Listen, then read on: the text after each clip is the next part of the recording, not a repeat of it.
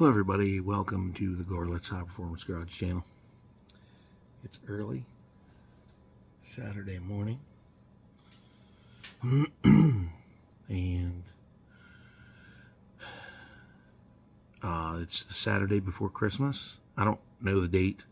I'm thinking 22nd of December 2023. Anyway, I'm going to have three things that you might like, you might not like, I don't know. But I'm going to kind of cut back on my political views. Sometimes, when stuff like that is affecting your everyday life, you tend to bitch about it a little bit. So, I was just venting to everybody. I lost some subscribers over it, I guess. I guess that's what I lost them over. Either that or they just didn't like how my car sounds. I had a guy said something about my mufflers were, I forget what the fuck he said. Some of my mufflers, I guess they suck for him. There's 4 of them on it. I was thinking about taking the Super 10s off and putting straight pipe in their place and just running it with glass packs up there next to the headers. That would make it really loud. Which it don't matter to me, I don't care. But I still have some stuff to finish on the 71 here. I'm still going to make Zumbi pipes here sometime. Whenever that happens, I don't know. I can't really say because of the price of things. This so-called inflation, I think it's gouging, has just got me beat the fuck down. It's caught me in the worst way. I'm living paycheck to paycheck now, and it's rough. I'm the type of person, I make 50 couple thousand a year, and it's like me making, it just feels like I'm making $7 an hour like 20 years or 25 years ago. Well, not $7 an hour. More like $5 an hour or $4 an hour 25 years ago. That's the way it feels. Because when you pay your bills that you had, because everybody has credit card debt. Everybody has a loan of some kind. I pity you poor bastards that have mortgages. I don't have a mortgage. I was never able to get one because the banks didn't think I was good enough for it. So I I almost got one right before the housing crisis happened. And I cut back on that because I'd heard a rumor that something was going to happen. So I backed out of the mortgage I was going to get. I have 3 acres of property, or 4. I have 4 acres back here. And I just pay, the unrelentless state taxes on them every year. And it's like almost $300 a year for taxes because there's nothing there. There's fucking trees and open fucking field. There's nothing there. There's no utilities, nothing on it. Although it did perk. One of the acres did perk. They passed the perk test. And I almost built back there. And I stopped myself. And then shortly after that, I got laid off for like almost 2 years. I went to truck driving school, and the rest is history. So, it's really bad for you people that have mortgages because the Fed's automatic solution to high inflation is to jack up interest rates to counteract that. And that helps, but this time it didn't help because it's a government thing. The administration that's currently in office, here I go about my politics again, they have orchestrated this. This is not regular inflation. This is basically holding us hostage is what this is. This is not inflation really. It's what I call a tactic to just more or less control you. That's what the name of the game is here. And it's to run one up your fucking ass, basically. And they're succeeding. So, y'all know what to do out there. Anybody that's subscribed to me, well, I haven't had very many subscribers return. I don't know if they're a bunch of liberals or what.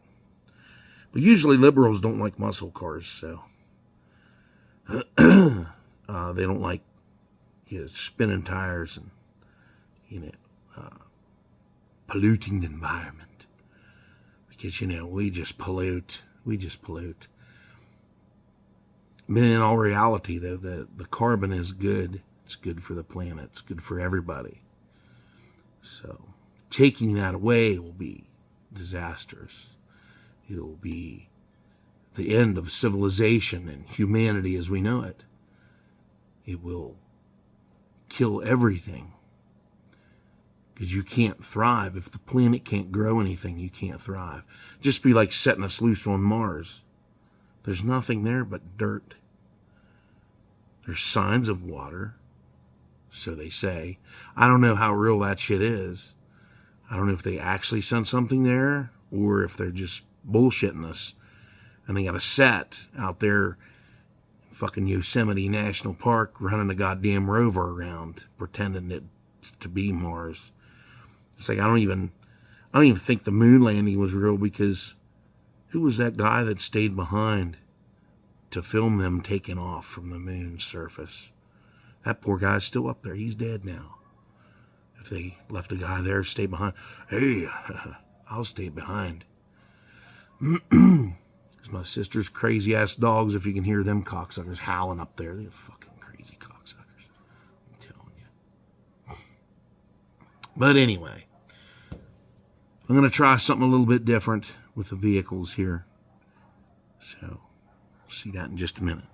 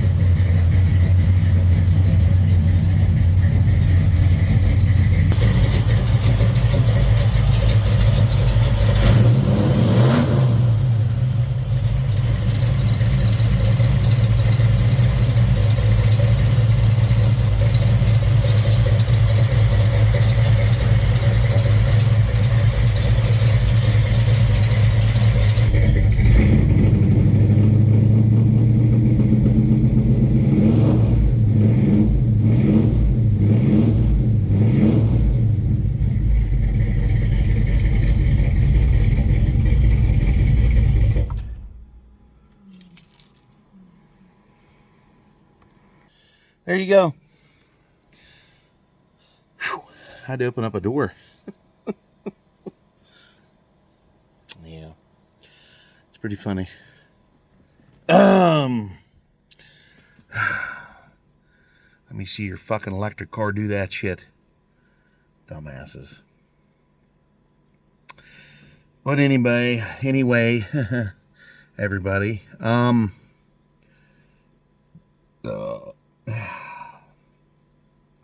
just want to say, everybody have a Merry fucking Christmas. It's really magical when you're a kid, but it kind of sucks ass when you're an adult. It doesn't really do much for me. So, anyway, of course, it's not like it used to be. I'm getting choked up over the fumes.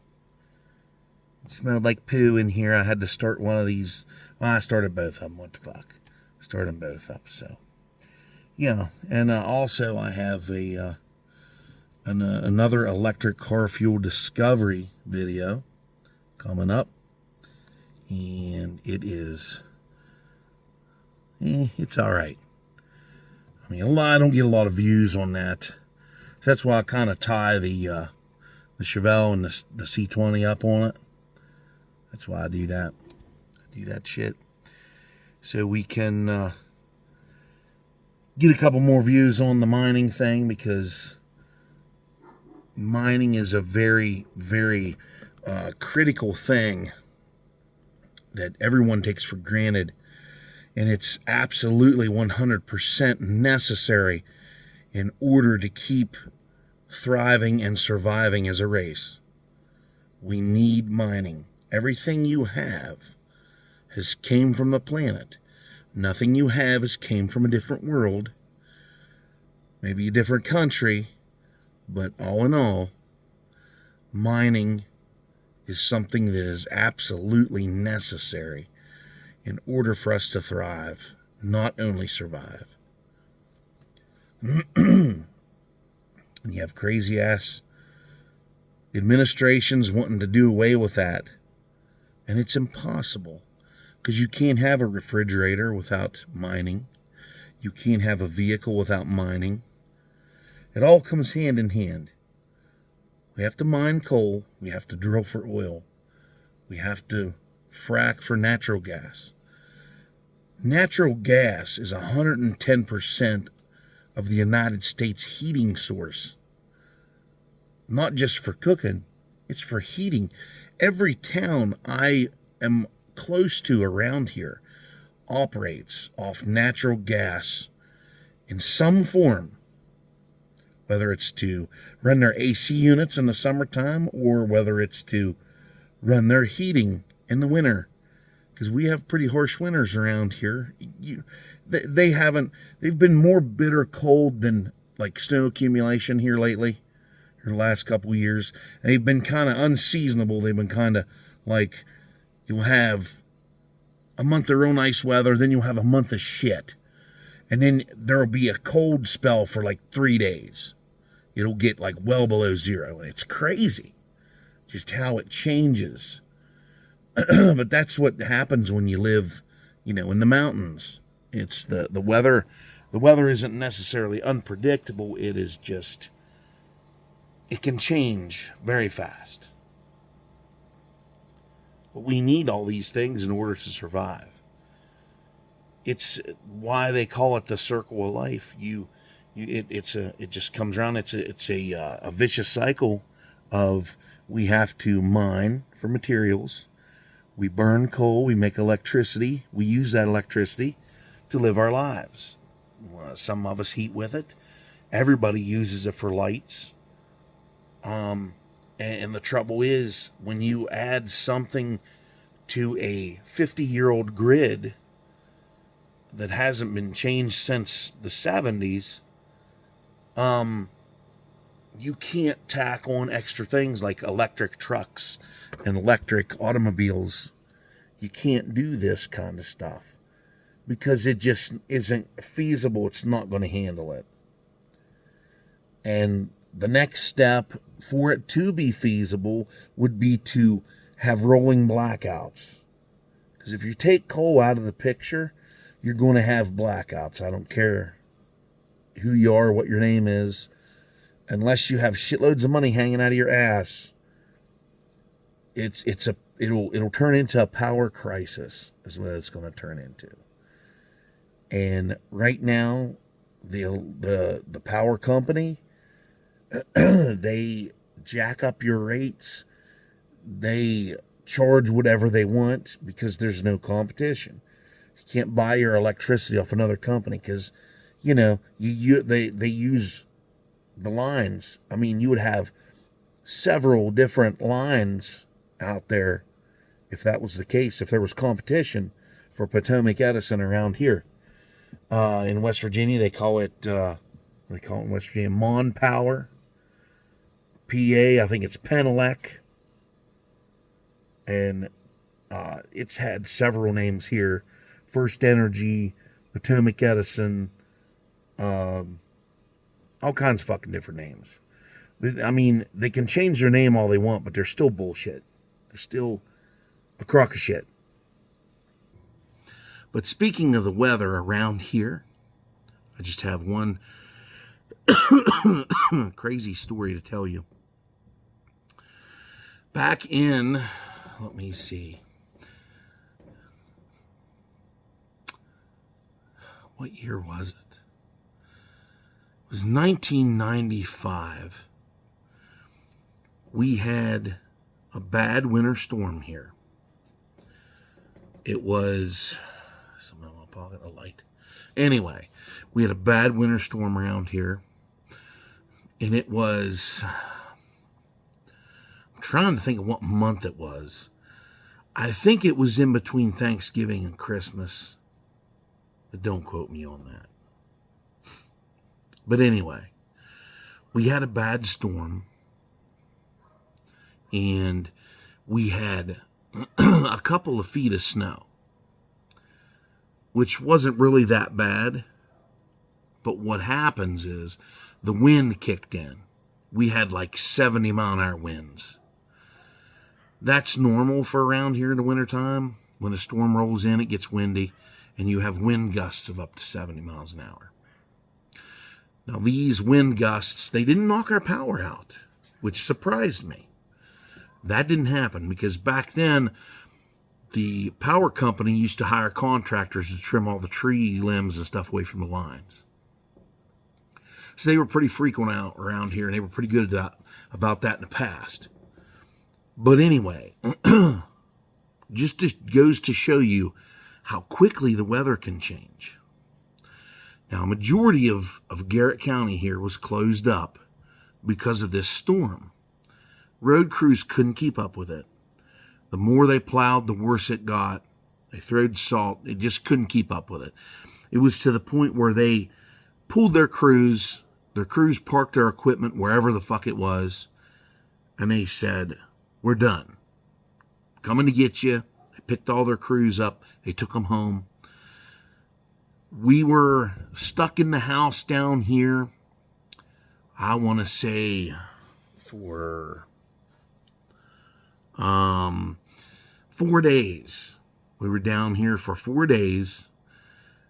Me and Dad actually ran water. We had two brand new Rubbermaid trash cans. We filled them both up with water. And plus we had jugs of water sitting around for drinking. We prepared for this because we knew it was coming, because back then you had a reliable meteorologist that could actually predict the weather instead of a computer system where you have idiots read off the report that it gives from a satellite in space that couldn't predict when I'm going to take a shit next. But anyway, we were ready for the storm. We had our supplies ready. We was ready to go, ready for power outages, all that shit. Because we had a coal furnace back then, and all you had to do is just keep shoveling the coal to it every couple hours, cover it over. Nice fucking heat. And you didn't have to have any electricity to operate it. It just had vents in the floors. So we were good on heat. And after that storm hit, it hit for 2 days. It snowed, just hammered it down for 2 days here. I'd never seen snow in my life pile up like that. We had a bad storm in 1993 as well that put a lot of snow down. The one in 95, 96, it really crippled us too. And they actually after the storm stopped, it got it cold to the extreme. We had thunder snow that year, and we had lightning strikes and all that shit. It was just crazy. It was a wet, heavy snow. My dad was coming home from work. He worked down in Allegheny County. He was coming home, and actually he made it onto our road. As soon as he got down the steep hill to the first neighbor's house, the snow rolled over the hood of the little car he was running, which was my sister's Cavalier at the time. It rolled up over the fucking hood, and he just couldn't go no further. So he wedged it in their driveway, and he started walking towards the house. He thought, fuck it, I'll walk. Our neighbors had a truck that set up real high, and that was back in 93, that one. They had a truck that set up real high, and they went down and picked him up and brought him back to the house. So anywho, to make a long story short here, which is already long already, we had extreme cold. It was like 30, 40 below zero wind chill. It was really cold. I remember because I had a little bit of a mustache back then. I was just a young man back then. A teenager. I had a little mustache going, a little pencil mustache on me. And I remember my mustache got to freezing on my face. I was shoveling snow. We didn't have anything to move snow back then, so we just shoveled it. We put wax on our coal shovels, on our square mouth shovels. You put them in the furnace. I had a wax block. Get to the hardware store.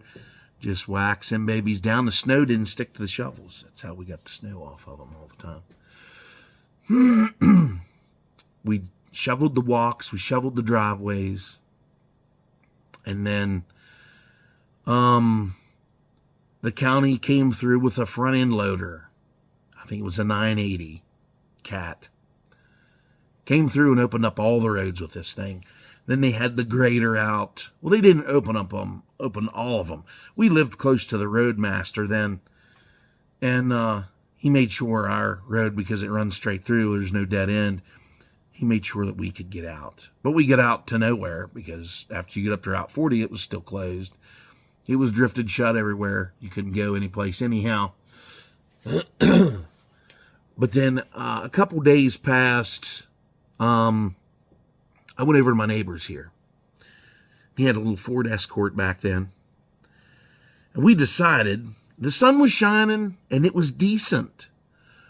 But every once in a while you'd have a little wind gust. You'd have a couple whiteouts, you know. So we get in his car with video camera. One of the big shoulder mounted ones. I think it was a Panasonic or something like that, or RCA. Put a tape in that bitch, and I said, we're gonna tape the snow, because it's just unbelievable. We'd never seen anything like that. Well, we did, but the next time around we went out. They had a little bit of 40 plowed, and we went down to the next county road. Went down over the hill, which is Green Lantern Road. Went down, we went across the interstate. The interstate was it was a ghost town. There was cars sitting everywhere on that motherfucker. Hung up, stranded. But they had been rescued. The cars were sitting there. And we get up over the next hill, which the wind blows across unbelievably. I mean, the wind blew so hard. We had the highest snowdrift ever. I could climb this drift and touch the top of a telephone pole. That's how high it was. We went back there to scope all this shit out. Then we got stuck. Half the road wasn't plowed. There was probably 20 feet of road there that wasn't plowed, and we bottomed out. The tires was off the ground. We couldn't go nowhere. We had no coats on. We just jumped in the car quick. It was going to be a quick trip. We were just going to go back. Well, he said, I'll go down to the next house and get some help. Maybe somebody can bring a tractor up and pull us out so we can get out of here. He walked with no fucking coat on. My next door neighbor did. He's only a year older than I am. He walked clear down this dirt road to this farmhouse. Of course, we know everybody here. And they actually gave him something to put on. And they called the county roads. So they come out. I hooked a chain up on a bumper brace, because them cars in the West Courts, it was like an 89, I think. Something like that, little LX. It was that little ugly little piece of shit. But the guy running the snowplow was such an ignorant dick. Such an asshole. He told me, get out here, boy, hook this chain up. I said, you're a public servant, asshole. I said, you're supposed to be out here plowing the fucking road. I'm like, don't give me no shit. So I hooked the chain up. He pulled me out. I had the car running. He'd come back. My neighbor come back up. He got in the car and he's like, let's get the hell out of here. So we left. We come back home and we warmed up. And then I walked back over to my house. When I lived with my parents back then. I came back here and I told them about the little adventure we had. But one thing, to go back to the part where I was sitting in the car waiting on a snowplow to come, or waiting on somebody, that weather goes to show you how bad the weather is around here in the wintertime. It went from sunshiny, glorious to hell right now. The wind started whipping. Clouds moved in. The wind just whipped and whipped and whipped across that flat part. Because I was on top of a hill. And then that wind, goes down in the valley and back up them hills. It gets some power coming back up them hills. When I was out there hooking that chain on that bumper, it felt like I was getting sandblasted. It was blowing so fucking hard. And I mean, the weather just turned to shit in the blink of an eye. It's crazy. And that's how you learn. You learn hard lessons in those times. We learned a hard fucking lesson that day.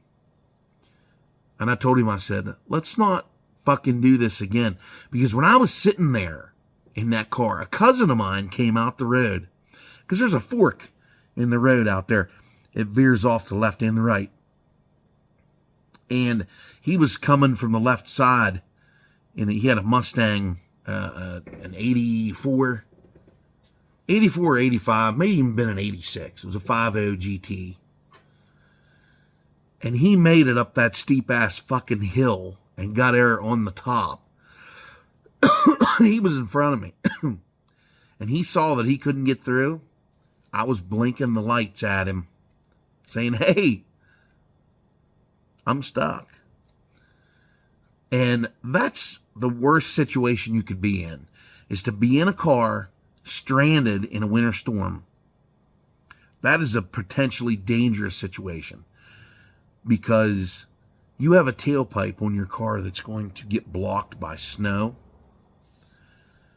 And when that happens, carbon monoxide gets up in the cabin where you're sitting.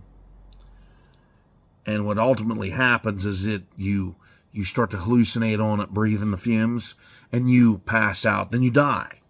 That's what happens to you. So there could have been that potential if we wouldn't have been able to find any help. I would say we probably would have had to rough it and just walk the fuck back home, which I would say we were probably 3 miles away from home. Something like that. And 3 miles you wouldn't think is far, but it's pretty goddamn far when it's really, really cold, you have no coat, and you have to walk. We had to walk down a hill and up another one. If we would have had to walk, we'd have had to walk down a hill and up another one then go across Route 40, down on Dyer Road, down another hill, around a turn, into his house. He didn't live too far away, but still, we would have been fucked. We would have probably froze to death before we got there. I mean, we didn't have the adequate clothing. It goes to show you, don't be a fucking hero motherfucker and go out there with your skivvies on and thinking that you're going to be okay, because shit can go down in just a matter of fucking minutes, seconds. That weather changed so quick, and it showed me one thing around here. Because, folks, the place I live in is where America began. This state has the history of having the very first surfaced road with a 60-foot right-of-way in history of our country. Route 40, which was called the Cumberland Road. It has several names. It was the Cumberland Road when the state started taking care of it. It's called the Cumberland Road. First it was called, when we got over here and established colonies, it was called Nemacolin's Path. That was a Native American that had, a tribe that had walked this road up here. It was just a path through the woods. And that's what they called it, because then British officers and stuff started moving this road on this road. It was called Nemacolin's Path. Then it became Braddock's Trail. It's either Braddock's Trail or Cumberland Road. I forget which one came first. But Cumberland, Maryland used to be a place where everybody met every spring to trade goods. Like they traded food, they traded skins off of animals, furs, horses, equipment, tools, whatever you think. It was like a great big flea market they would meet at. People in the area would meet in Cumberland, and then it eventually there was a fort there. I can't pronounce it. I don't remember what it starts with a fucking D. Well, Fort Cumberland, that's what it was. I'm sorry. I'm thinking of the one in Pittsburgh. The one in Pittsburgh I can't pronounce. I'm not sure. I don't know what it is. It starts with a D. But anyhow, Fort Cumberland was down there. It was just basically a colonial fort that defended our 13 colonies, whatever. I'm going in too deep into history here, but anyway, this road out here, it's a historical place, and it showed me what settlers on this road had to look into, or had to look forward to, or being taken by surprise with the shitty, harsh fucking weather in the wintertime that it is around here. Because when you're in your house looking out, you don't really think about it. Because you're in there, you're warm, you're taken care of. When you're out there in the elements, it's a completely different thing. And a lot of people take that shit for granted. And it takes you by surprise, and then you are in the deep shit. So everybody, just be careful out there. If you're in a place where it snows, have the potential for bad weather and high winds and cold temperatures, just watch your ass. That's all you got to do. But I learned that lesson. It was a hard lesson to learn. I've learned several lessons, because the older you get, the wiser you get. The more dumb shit you do when you're young, you learn from it. So, but I could tell you stories here till I'm blue in the fucking face about dumb shit that I've done. It's because when I was a young man, I was stupid, just like all you other young men out there. Stupid. In your teens, your 20s, you're an idiot. You're a dumb fuck. You think you're fucking smart, but you're not. You're dumb. You're an idiot. In order for you to learn, you're just like a dog. A dog is real stupid when it's a pup. And after it gets full grown, it gets to learning things, which they're pretty smart to start with, you know. So, people say that puppies are like babies, and they're not. after they're done nursing off their mom, which is a very short time, they do a lot of things for themselves, and you can train them and they'll listen to you. They'll catch on pretty goddamn quick. So anyway, everybody, I hope you like those 2 cold starts and the revving and such. I didn't really rev the truck much, but the Chevelle there, because it's got so much more horsepower, it takes a little bit to get it going. So it takes a while to get that bitch going. It gets warm pretty fucking fast because I got it bored and stuff. But anyhow, if you want to know any more, check out my other videos. I have several videos talking about the engine in the Chevelle, and I can do an update on that sometime if you want. If you want to, that's fine. I can do that. If y'all want to know any more about it, if you want me to go back over the car and tell you what it's got and what the future holds for it,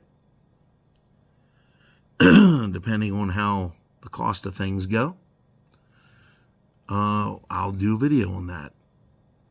Jot it down there in the comments if you want to see anything else on the Chevelle or even on the truck.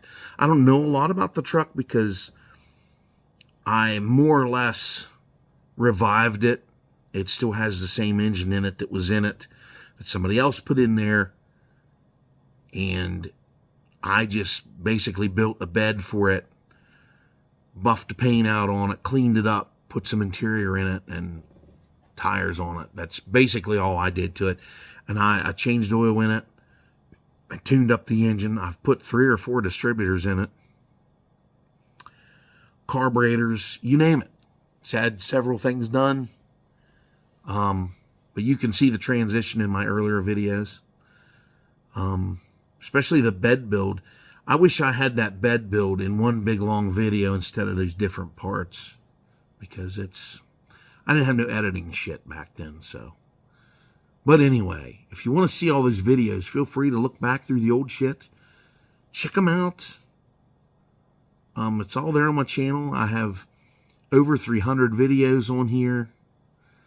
And okay, everybody, like, share, comment, subscribe. You'll probably hear this again on the shot video of the electric car fuel discovery. So anyway, everybody have a good one. Have an awesome Christmas. Merry fucking Christmas to everybody. And I will see you all on the next one or whatever the fuck else I can come up with here. So have a good one, everybody. See you on the next one. I got another one for you, folks. Another EV car fuel discovery. Found more. Just keep finding it. It's everywhere. It's everywhere in here. Everywhere we look, it's, oh my God. It's everywhere. Everywhere we go, it's here. Jeez. Too bad we don't have no lithium for them damn batteries. Of course, we'd have to be whipping them 6-year-old kids around. 1 minute to blast. Because apparently they're the only ones that can dig it up, you know? And that slave labor that y'all think don't exist. Oh, it does. It's alive and well. Slavery's alive and well in 23. Especially in Africa. By Africans. 30 seconds. So, yeah. Blow some shit up. Blow it up, baby.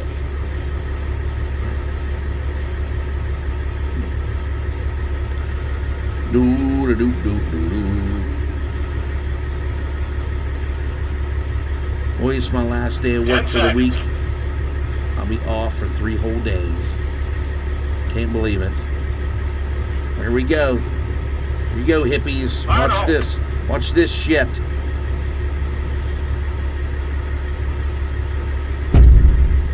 Oh my. Boom.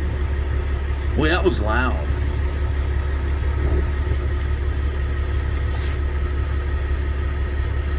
very loud.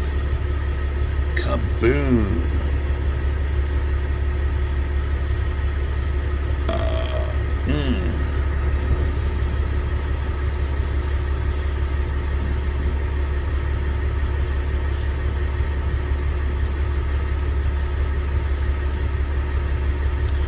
Yep, because Christmas Day is on a Monday this year, I have Saturday, Sunday, and Monday off. So maybe there will be a few things in store later. Don't know yet. But happy Friday, everybody. I got now 551 subscribers.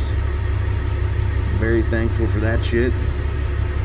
Glad you're all tuning in, subscribing. Sugar. Don't have too many return subscribers watching. Right out across the hill, 9 trees down. Give it to peanut butter. One of them guys give your ride back over his truck. But whatever. I can't make everybody watch this shit. Not everybody loves it. But it's alright. So, y'all have a good one.